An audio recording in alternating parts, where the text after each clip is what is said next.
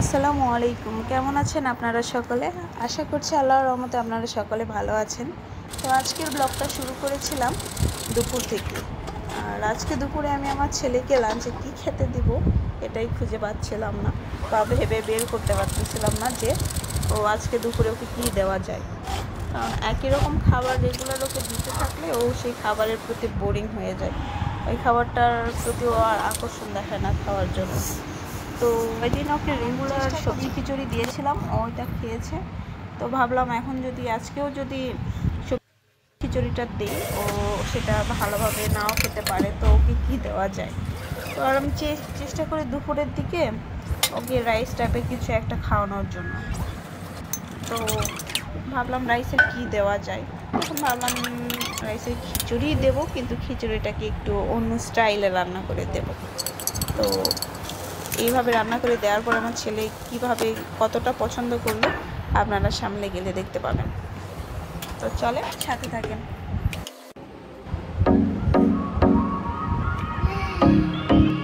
Rahman baby খাও মা। মজা বাবা,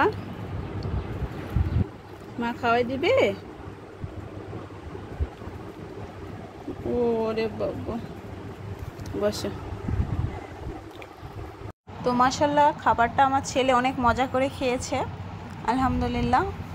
তো তারপরে ওই যে ও খাচ্ছিল এরকম করে, একবার শুচ্ছিল আর একবার উঠছিল, আবার খাচ্ছিল, এরকম করছিল।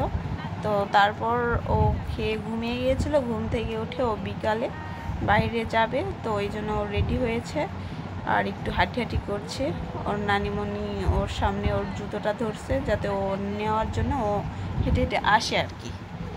ওর হাঁটি প্র্যাকটিস করাচ্ছিল নানিমণি। তো এখন বাহিরে যাবে, বাইরে যে একটু সময় কাটাবে।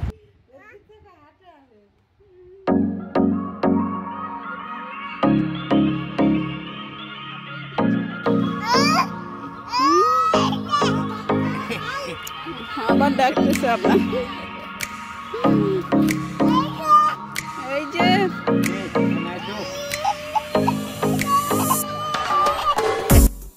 তো আব্দুর রহমান বাইরে যে রাস্তা দিয়ে যেসব মানুষজন যাচ্ছে ওনাদের সকলকেও ডাকতেছে, মানে ওকে ওর সাথে কথা বলার জন্য, ও একটু তাদের কাছ থেকে আদর নেবে, এই জন্য ওনাদের ডাকতেছে। তো রাস্তায় মানুষজন আবার ব্যাক করে এসে ওকে আদর করে আবার যাচ্ছে, এরকম আর কি। হ্যাঁ, ওই যে ভাইয়া কোরআন পড়ে আসলো, বুঝছো।